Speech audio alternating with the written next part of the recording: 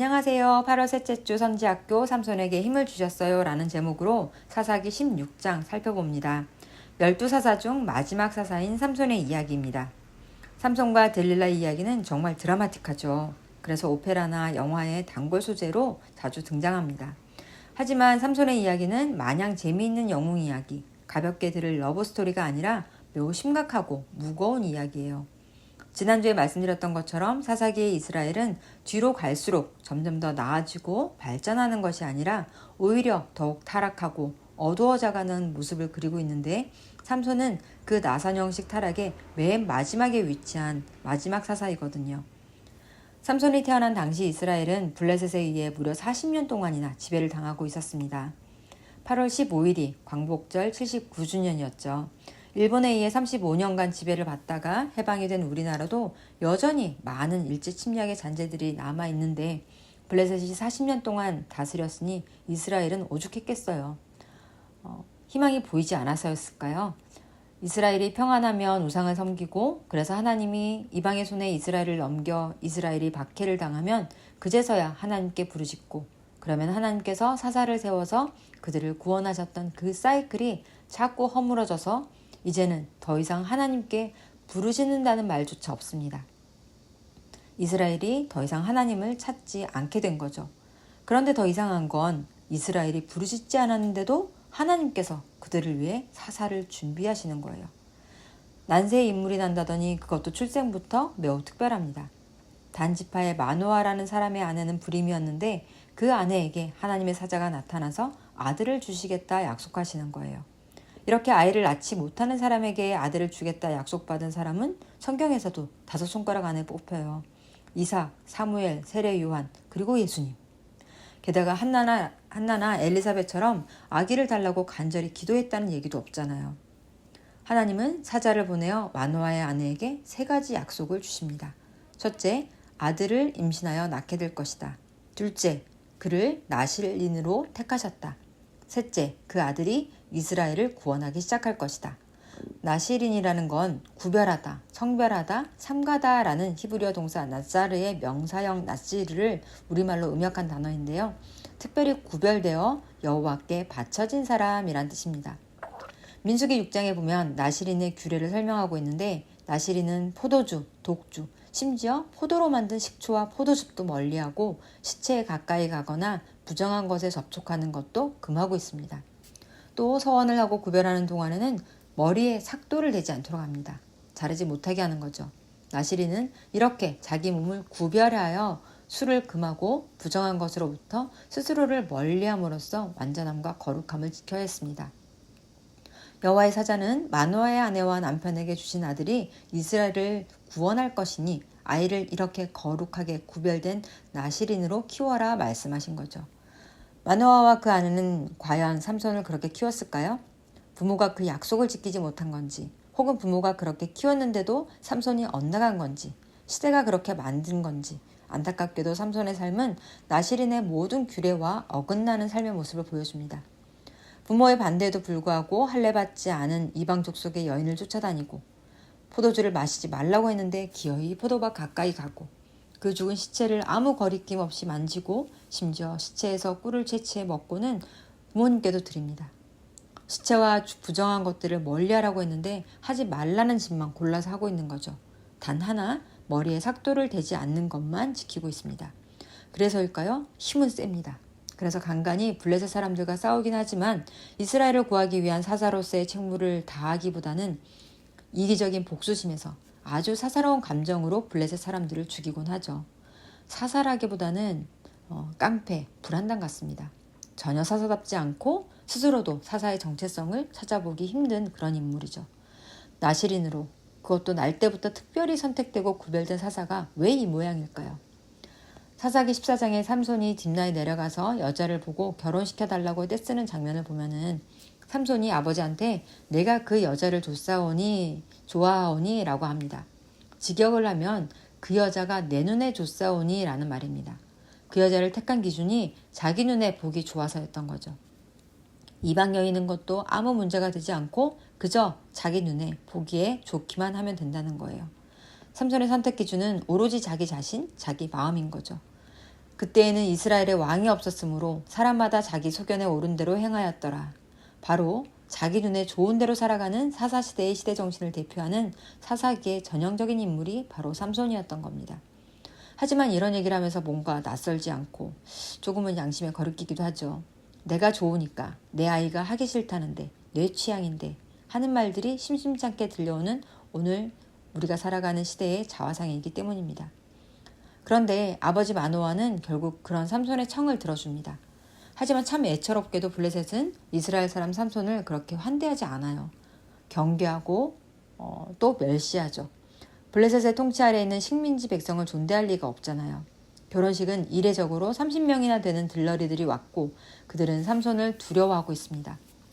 그래서 적잖은 긴장감이 돌고 삼손은 결혼식에 온 블레셋 사람들에게 수수께끼를 내고 베어 30벌과 겉옷 30벌을 내게 겁니다. 그러나 도무지 답을 알 수 없었던 블레셋 사람들은 여자를 막 협박해요.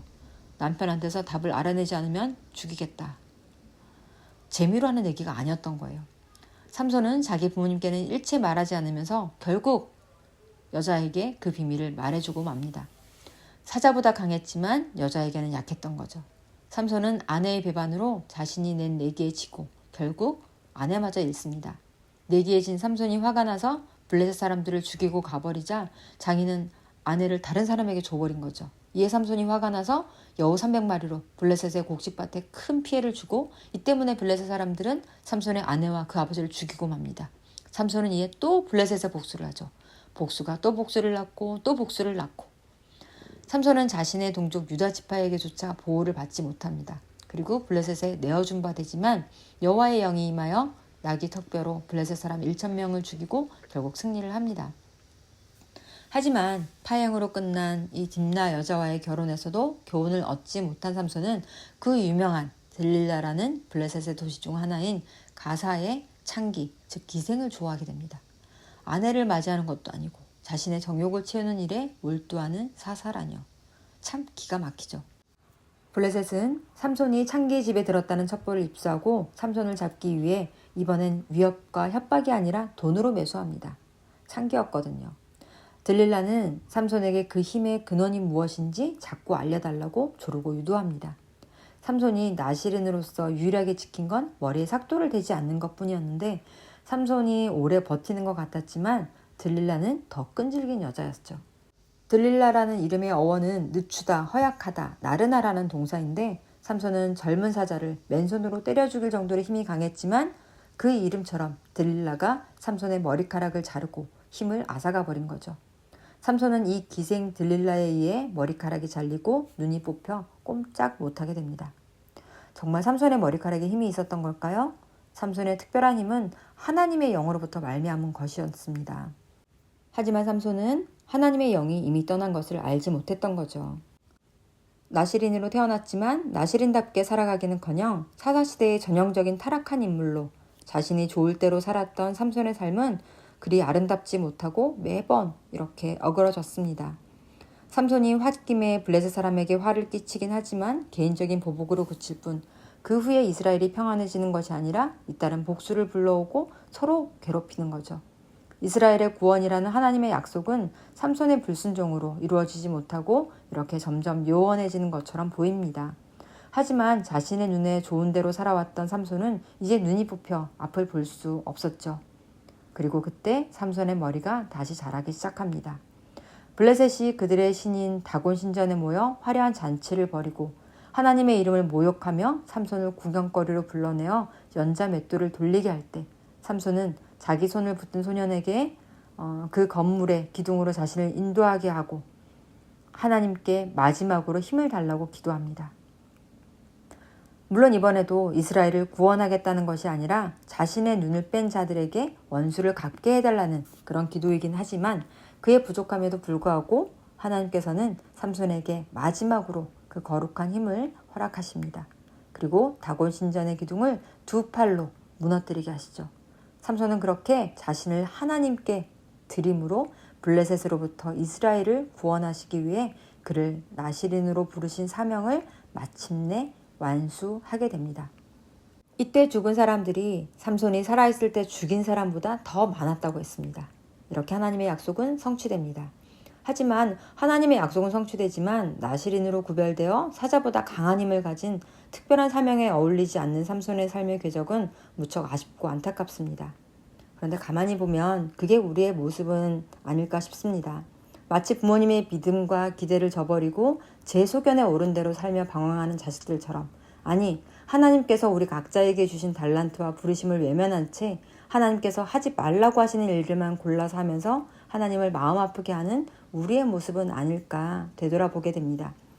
우리 눈에 좋은 것을 따라가는 것이 아니라 하나님께서 부르신 거룩한 부르심에 반응하는 우리가 되길 원합니다. 그 일을 감당하라고, 그 일을 감당할 때 하나님께서 힘을 주십니다. 하나님께서 주신 힘으로 거룩한 성도로 살아가는 우리 유아부가 되기를 바라며 함께 기도하시겠습니다. 거룩하시며 신실하신 하나님, 우리가 아직 죄인 되었을 때 우리를 위해 예수님이 십자가에 못 박혀 우리를 죄에서 해방시킨 것처럼 이스라엘이 부르짖지 않아도 삼손을 준비하시고 나시린답게 사사답게 살지 못한 삼손을 통해서도 기어이 이스라엘의 구원을 이루신 하나님 감사합니다.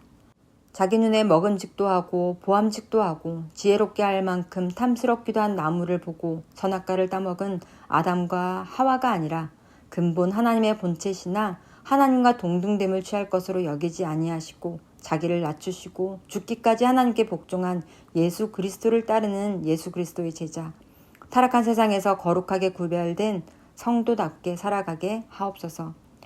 우리의 힘으로 되지 않습니다. 하나님의 영이 함께 하시고 거대한 세상의 흐름을 거슬러 거룩하게 구별된 성도로 살아갈 힘을 주옵소서. 이 모든 말씀 우리의 참 구주와 소망 되신 예수 그리스도의 이름으로 기도드립니다. 아멘.